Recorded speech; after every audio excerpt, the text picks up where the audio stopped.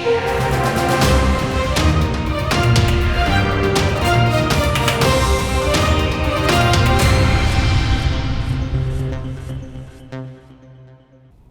आप देख रहे हैं बिग न्यूज बिग शो। मैं हूं आपके साथ Mukesh Rajput. Big news big show में आज भी हम उन तमाम बड़ी खबरों का विश्लेषण करने जा रहे हैं जिनका सरोकार आपसे है। बिग न्यूज बिग शो में आज हम देश में जो गर्मी बढ़ रही है, हीट वेव से आपको क्या क्या नुकसान हो सकते हैं और इस हीट वेव से बच्चों को बचाने के लिए हरियाणा के स्कूलों में क्या फरमान जारी किया गया है, इसको हम विस्तार से समझने की कोशिश करेंगे। लोकसभा चुनाव पूरे देश में चल रहा है। आज दिन भर कौन कौन सी बड़ी घटनाएं हुई और कहां पर चुनावी प्रचार किया गया, इस पर नज़र डालेंगे। बात हरियाणा की करेंगे, जहां पर महेंद्रगढ़ में विजय संकल्प रैली का आयोजन किया गया। इसमें मुख्यमंत्री नायब सिंह सैनी ने एक बार फिर से विपक्ष को आड़े हाथों लिया। वहीं गुरुग्राम की बात करेंगे तो यहाँ पर पूर्व मुख्यमंत्री मनोहर लाल खट्टर साहब ने विपक्ष की पोल खोली और लोकसभा के लिए रणनीति बनाई। लोकसभा की बात होगी तो कन्नौज सीट का जिक्र आज बार बार क्यों होता रहा, इस पर भी नज़र डालेंगे। कन्नौज सीट के जो समीकरण हैं उसके बदलने के मायने क्या हैं और ये सीट इतनी ज़रूरी क्यों है, ये जानने की कोशिश करेंगे। बात स्टार प्रचारक नरेंद्र मोदी की होगी। इनका मेगा प्रचार आज यूपी में रहा। इन्होंने 3 रैलियां की, यूपी के आगरा, शाहजहांपुर और बरेली में।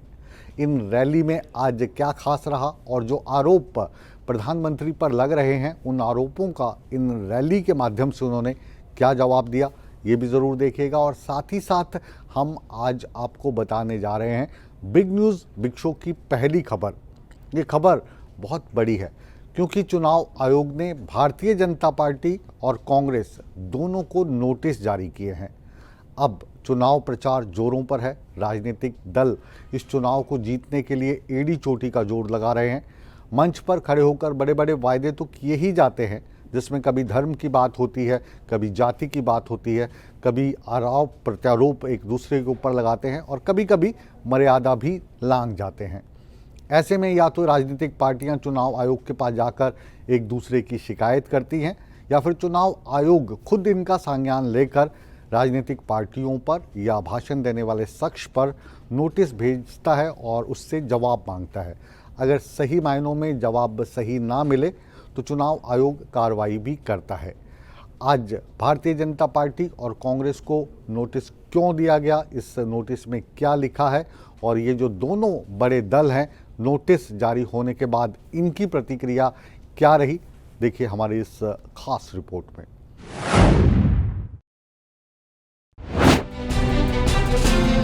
चुनाव आयोग ने आचार संहिता उल्लंघन के मामले में बड़ी कार्रवाई की है। इलेक्शन कमीशन ने गुरुवार को कांग्रेस और बीजेपी अध्यक्ष से प्रधानमंत्री नरेंद्र मोदी और राहुल गांधी के बयान पर जवाब मांगा है। आयोग ने मोदी और राहुल के भाषणों के खिलाफ की गई शिकायतों पर नोटिस भेजा है। इन शिकायतों में आचार संहिता उल्लंघन का आरोप लगाया गया है। शिकायत में कहा गया है कि ये लीडर्स धर्म, जाति, समुदाय और भाषा के आधार पर लोगों में नफरत फैलाने और उन्हें बांटने का काम कर रहे हैं। आयोग ने दोनों पार्टियों के अध्यक्ष से इस मामले में 29 अप्रैल सुबह 11 बजे तक जवाब मांगा है। इलेक्शन कमीशन ने जनप्रतिनिधि कानून के सेक्शन 77 के तहत दोनों पार्टियों के अध्यक्षों को नोटिस भेजा। आयोग ने स्टार प्रचारकों की फौज उतारने के लिए पहली नजर में पार्टी अध्यक्षों को ही जिम्मेदार ठहराया है। चुनाव आयोग ने कहा, अपने प्रत्याशियों के कामों के लिए राजनीतिक दलों को ही पहली जिम्मेदारी उठानी चाहिए। खास तौर पर स्टार कैंपेनर्स के मामले में ऊंचे पदों पर बैठे लोगों के चुनावी भाषणों का असर ज्यादा गंभीर होता है। बीजेपी ने सोमवार को चुनाव आयोग से कहा कि कांग्रेस नेता राहुल गांधी देश में गरीबी बढ़ने का झूठा दावा कर रहे हैं, देश को भाषा के आधार पर उत्तर दक्षिण में बांट रहे हैं, उनके खिलाफ सख्त कदम उठाया जाए। दूसरी तरफ कांग्रेस ने सोमवार को आयोग से शिकायत की थी कि पीएम मोदी के संपत्ति का बंटवारा वाले बयान पर एक्शन लें। कांग्रेस ने इस बयान को विभाजनकारी, दुर्भावना से भरा और समुदाय विशेष को टारगेट करने वाला बताया था। खैर, अब देखने वाली बात होगी बीजेपी और कांग्रेस की तरफ से चुनाव आयोग को क्या जवाब दिया जाता है। सूर्य समाचार के लिए ब्यूरो रिपोर्ट। कहते हैं देश की सत्ता का रास्ता उत्तर प्रदेश से होकर गुजरता है, इसलिए सभी दल उत्तर प्रदेश को विशेष अहमियत देते हैं। भारतीय जनता पार्टी इस बार भी उत्तर प्रदेश को खास अहमियत दे रही है और इस बार वो सभी की सभी सीटें जीतने का दावा कर रही है। उत्तर प्रदेश में कुल 80 लोकसभा की सीट हैं। भारतीय जनता पार्टी का दावा है कि इस बार वो 80 की 80 सीटें जीतेगी।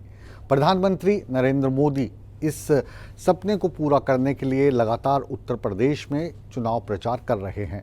आज की हम बात करें तो उत्तर प्रदेश के 3 बड़े ज़िलों में प्रधानमंत्री नरेंद्र मोदी ने रैलियां की और इन रैलियों में उन्होंने बताया कि कांग्रेस का इतिहास क्या रहा है और आगे जो कांग्रेस का मैनिफेस्टो है इसको लेकर आने वाले समय में अगर कांग्रेस या इंडिया गठबंधन जीतता है तो देश को किस तरीके से ये नुकसान पहुंचा सकता है या जो इनकी रणनीति है वो आम लोगों के खिलाफ कैसी है, अपने अंदाज में उन्होंने समझाने की कोशिश की।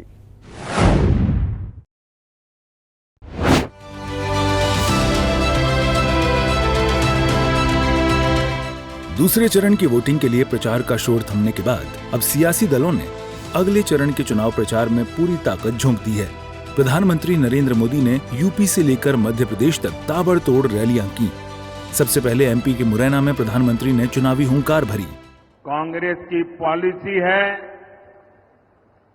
जो देश के लिए सबसे ज्यादा योगदान करे, सबसे ज्यादा मेहनत करे, सबसे ज्यादा समर्पण करे, उसे सबसे पीछे रखो। इसलिए कांग्रेस ने इतने वर्षों तक सेना के जवानों की 1 रैंक 1 पेंशन जैसी मांग पूरी नहीं होने दी। हमने सरकार बनते ही 1 रैंक 1 पेंशन को लागू किया। हमने सीमा पर खड़े जवानों की सुविधा की भी चिंता की। कांग्रेस सरकार ने जवानों के जो हाथ बांध रखे थे, हमने उन्हें भी खुली छूट दे दी। हमने कहा अगर 1 गोली आती है 10 गोली चलनी चाहिए। उसके बाद प्रधानमंत्री ने यूपी के आगरा का रुख किया। उन्होंने कांग्रेस पर संविधान का अपमान करने का आरोप लगाया। कांग्रेस एक ऐसी पार्टी है जो आए दिन बाबा साहब का अपमान करती है, संविधान का अपमान करती है और सामाजिक न्याय की तो धज्जियां उड़ा देती है, लीरे लीरे उड़ा देती है। इसी कांग्रेस ने कभी कर्नाटका में, कभी आंध्र प्रदेश में, कभी अपने घोषणा पत्र में बार बार धर्म के आधार पर आरक्षण की वकालत की। देश का संविधान, देश की अदालतें कांग्रेस को ऐसा करने से बार बार मना कर चुकी है। उनकी हर बात को देश के न्यायपालिका ने ठुकरा दिया है और इसलिए अब कांग्रेस ने पिछले दरवाजे से खेल खेलना शुरू किया है।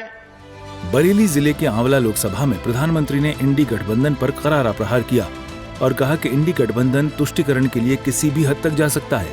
और पुरातत्वविदों का कहना है कि भगवान श्री कृष्ण वाली द्वारिका है वो उस किसी जमाने में पानी में डूब गई, वो पानी के नीचे है।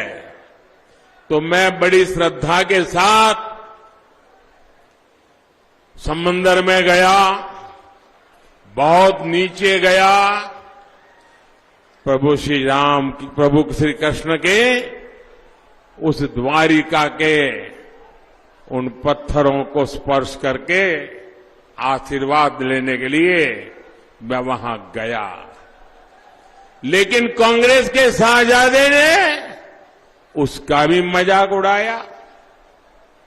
और मैं तो हैरान हूं, ये उत्तर प्रदेश में सपा के ठेकेदार जो खुद को यदुवंशी बताते हैं, जो यदुवंशी कहते हैं, ऐसे सपा के परिवारवादी वो भी ये श्री कृष्ण की मजा उड़ाने वालों ने बेइज्जती करने वालों की आरती उतार रहे हैं। इससे बड़ा दुर्भाग्य क्या हो सकता है।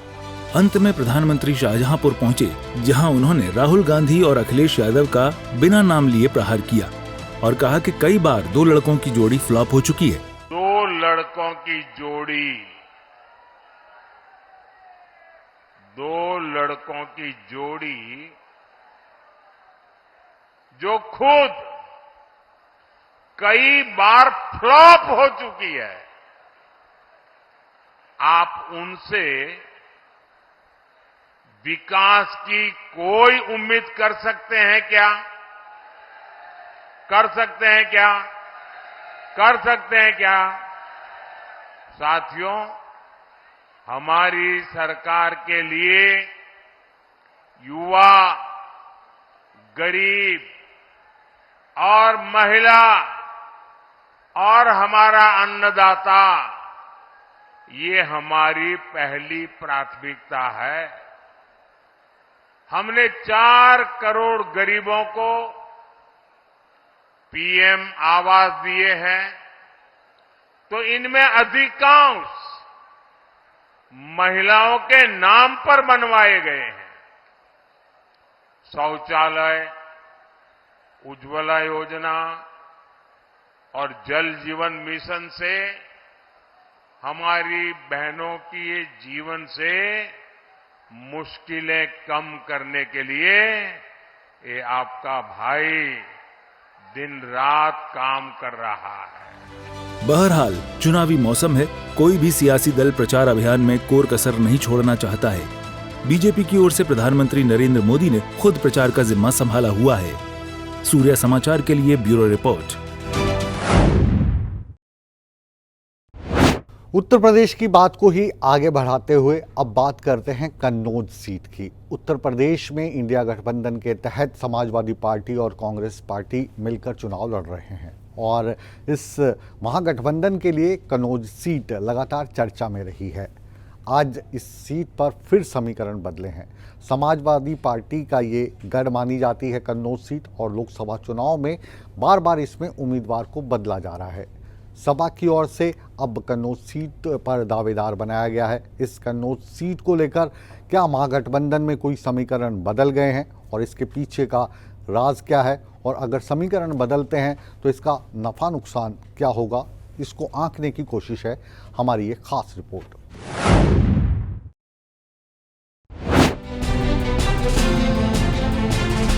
पहले ना फिर हाँ, कुछ यही मिजाज चल रहा है सपा प्रमुख अखिलेश यादव का।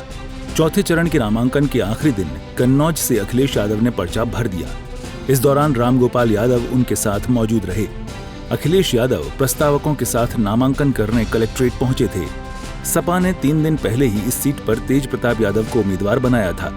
ऐसे में सवाल यह है कि आखिर ऐन वक्त पर सपा को उम्मीदवार क्यों बदलना पड़ा। स्थानीय नेताओं के स्वीकार नहीं करने से पार्टी को अपना फैसला बदलना पड़ा। पार्टी वर्कर्स का कहना था कि तेज प्रताप भले ही अखिलेश यादव के भतीजे हैं, लेकिन कन्नौज के लिए वे एकदम नए चेहरे हैं। बीजेपी को हराने के लिए मजबूत चेहरे की जरूरत थी और अखिलेश से बेहतर कोई विकल्प नहीं हो सकता है। अखिलेश यहां के लिए लंबे समय तक संभावित उम्मीदवार भी रहे हैं। अब कन्नौज लोकसभा सीट और उसका समीकरण भी आपको समझाते हैं। कन्नौज और कानपुर देहात के कुछ हिस्सों को काटकर 1967 में कन्नौज लोकसभा का गठन किया गया था। इस सीट से कद्दावर समाजवादी नेता राम मनोहर लोहिया पहली बार सांसद चुने गए थे। समाजवादी पार्टी के लिए ये सीट गढ़ मानी जाती रही है। 1996 से लेकर 2014 तक लगातार 20 साल तक इस सीट पर सपा का कब्जा रहा। अखिलेश ने इस सीट से अपनी सियासी करियर की शुरुआत की थी। 2012 में मुख्यमंत्री बनने के बाद अखिलेश ने जब यहां से इस्तीफा दिया तो पार्टी की तरफ से डिंपल को मैदान में उतारा गया था। डिंपल यादव यहां से निर्विरोध चुनाव जीती थीं। मैं अपने प्रेस के साथियों का और हमारे साथ पार्टी का कन्नौज के जिम्मेदार सभी नेता कार्यकर्ता और बड़ी संख्या में यहाँ के लोगों की भावना ये थी कि समाजवादी पार्टी की तरफ से मुझे चुनाव लड़ाया जाए। मैं जनता का आभार प्रकट करता हूं, यहाँ के अपने कार्यकर्ता साथी जिन्होंने मुझे इस बात के लिए कहा कि आपको कन्नौज में दोबारा एक बार फिर लड़ना चाहिए। मुझे उम्मीद है यहाँ की जनता का मुझे आशीर्वाद मिलेगा। गौर करने वाली बात है कि लोकसभा चुनाव के लिए टिकट बांटने में सपा बहुत ज्यादा कंफ्यूज दिख रही है। नतीजतन बार बार प्रत्याशियों को बदला जा रहा है। बदायूं में धर्मेंद्र यादव का टिकट काटकर सपा ने शिवपाल यादव को बदायूं से उतारा था। बाद में शिवपाल पीछे हट गए तो उनके बेटे आदित्य यादव को पार्टी ने चुनाव में खड़ा कर दिया। सुल्तानपुर में सपा ने अपना उम्मीदवार बदलते हुए राम भुआल निषाद को टिकट दिया है। उसके पहले पार्टी ने भीम निषाद को मैदान में खड़ा किया था। बागपत में पहले सपा ने मनोज चौधरी को अपना उम्मीदवार बनाया था, फिर उनका नाम हटाकर पूर्व विधायक अमरपाल शर्मा को टिकट दिया है। मेरठ में अखिलेश यादव ने शुरुआत में भानु प्रताप सिंह को टिकट दिया था, बाद में उनका भी टिकट कटा और सपा ने अतुल प्रधान को उतार दिया। बाद में पार्टी ने पूर्व विधायक योगेश वर्मा की पत्नी सुनीता वर्मा को अपना उम्मीदवार घोषित किया। नोएडा में पार्टी ने शुरुआत में राहुल अवाना को टिकट दिया, बाद में महेंद्र नागर को उतार दिया। मुरादाबाद में पहले तो लिस्ट जारी कर पहले दिग्गज नेता एसटी हसन को टिकट दिया था, लेकिन फिर नई लिस्ट में रुचि वीरा को मैदान में उतार दिया, जिसके बाद खूब हंगामा मचा क्योंकि एसटी हसन नामांकन दाखिल कर चुके थे। उधर रुचि वीरा भी पर्चा भराई थी। अब यहीं से रुचि वीरा सपा प्रत्याशी हैं। फिलहाल इत्र नगरी के नाम से मशहूर कन्नौज सीट एक बार फिर बीजेपी और समाजवादियों के लिए नाक का सवाल बन गई है। अखिलेश के सामने बीजेपी के सुब्रत पाठक होंगे। उन्होंने 2019 के चुनाव में अखिलेश की पत्नी डिंपल यादव को हराया था। सूर्या समाचार के लिए ब्यूरो रिपोर्ट। उत्तर प्रदेश के बाद आइए अब बात करते हैं हरियाणा की। हरियाणा में 10 लोकसभा सीटें हैं और 10 की 10 लोकसभा सीटों पर भारतीय जनता पार्टी अपनी जीत का दम भर रही है और इसके पीछे का जो इतिहास है वो बता रही है कि अभी भी 10 की 10 सीटें भारतीय जनता पार्टी की हैं और आने वाले लोकसभा चुनाव में भी ये भारतीय जनता पार्टी के खाते में ही होंगी। मुख्यमंत्री नायब सिंह सैनी चुनावी जनसभा के माध्यम से कांग्रेस के मैनिफेस्टो पर लगातार निशाना साध रहे हैं। वहीं पर पूर्व मुख्यमंत्री बैठकों में, रैलियों में जाकर अपने चुटकीले अंदाज में कांग्रेस के साथ साथ जो उनकी रणनीति है उसकी पोल खोल रहे हैं और विपक्ष को आड़े हाथों ले रहे हैं।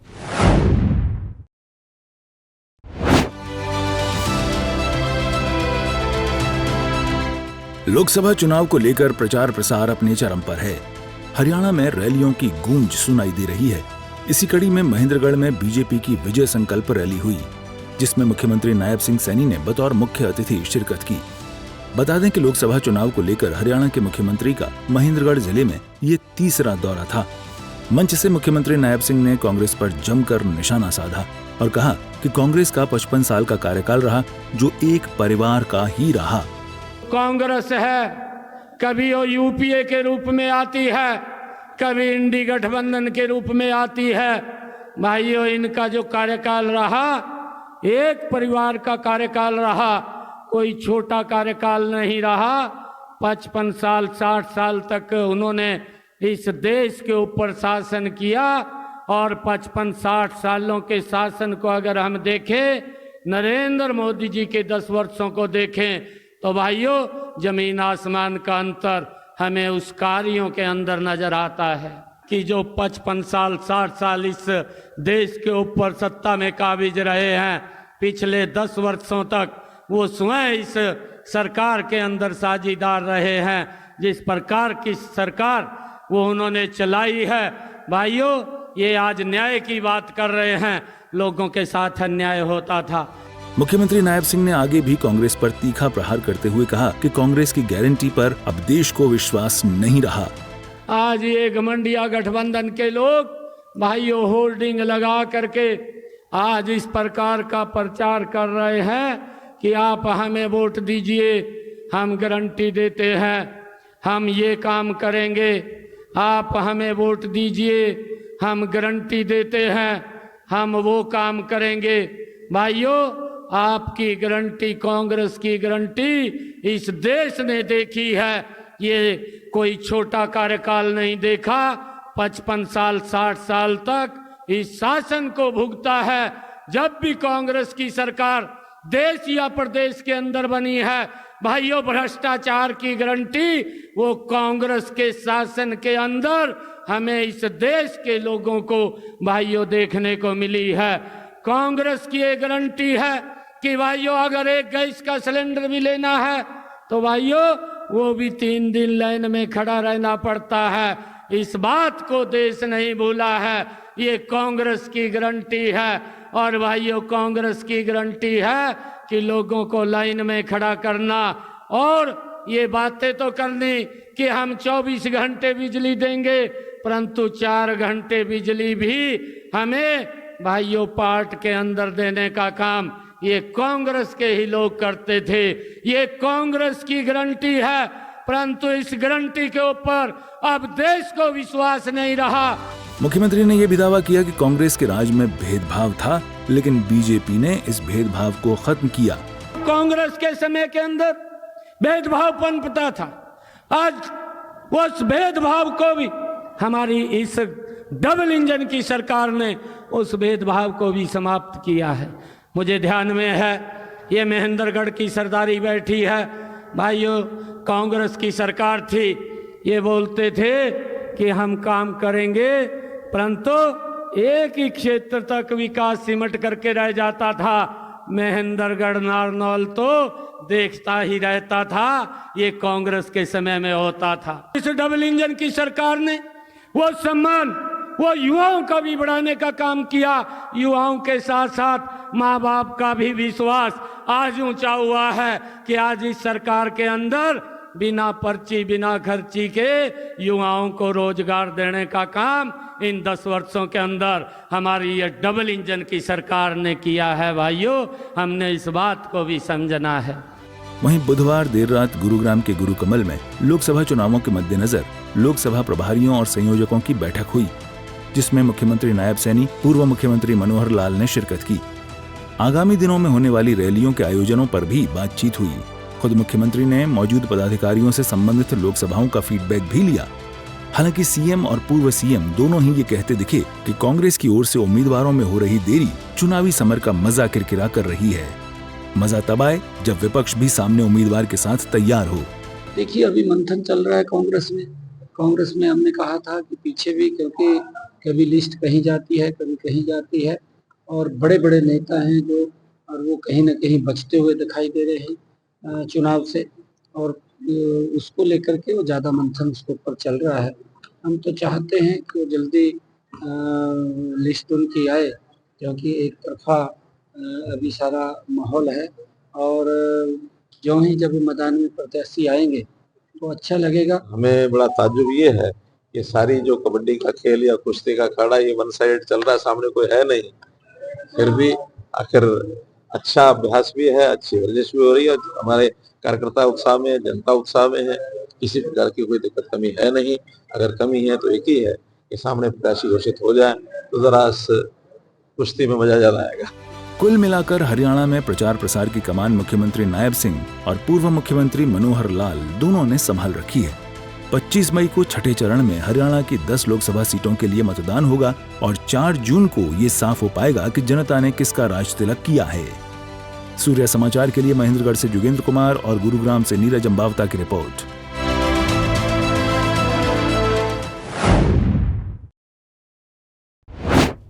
और अब बात करते हैं घंटी बजाओ फरमान की। अप्रैल के महीने में जो तापमान है वो सामान्य से ज़्यादा है और तापमान लगातार बढ़ता जा रहा है और हीट वेव के चलते यानी लू के चलते जो छोटे छोटे बच्चे स्कूलों में हैं उनको कैसे बचाया जाए, इसके लिए स्कूलों का प्रबंधन नए नए तरीके लुभा रहा है। अब अगर बच्चों को लू से बचाना है तो विभाग ने फरमान दिया है कि आप लगातार समय समय के बाद घंटी बजाएं और जब ये घंटी बजे तो बच्चों को पानी पीने के लिए दिया जाए ताकि उनको लू से बचाया जा सके। ये जो फरमान है इसको किस तरीके से स्कूलों में लागू किया जा रहा है और इस वक्त चुनावी तापमान के अलावा जो गर्मी वाला तापमान है वो किस तरीके से बढ़ा हुआ है, जानते हैं हमारी इस खास रिपोर्ट में।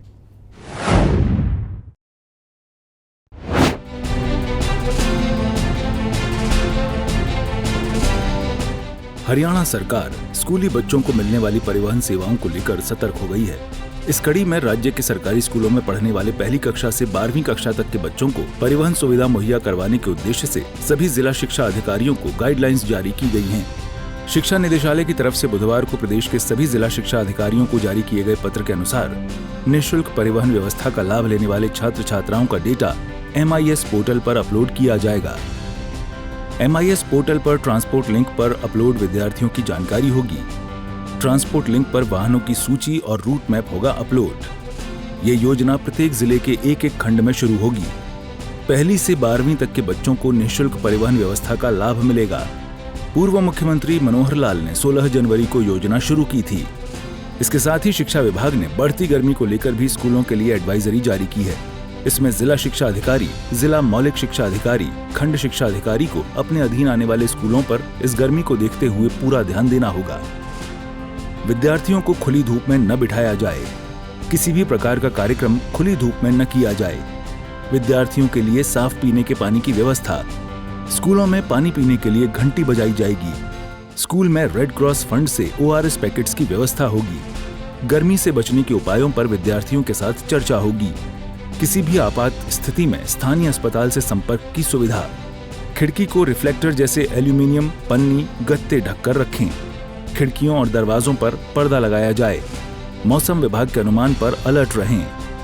गौरतलब है कि पिछले कुछ दिनों से प्रदेश में लगातार गर्मी का तापमान बढ़ रहा है, जिससे लोग काफी परेशान हैं। गर्मी से बचाव के लिए एक तरफ जहां लोग शीतल पेय का सहारा ले रहे हैं, वहीं दूसरी तरफ वे कड़ी धूप के बीच बाहर निकलने से बच रहे हैं, जिससे वे लू की चपेट में आने से बच सकें। सूर्य समाचार के लिए चंडीगढ़ से रवि चंदेल की रिपोर्ट।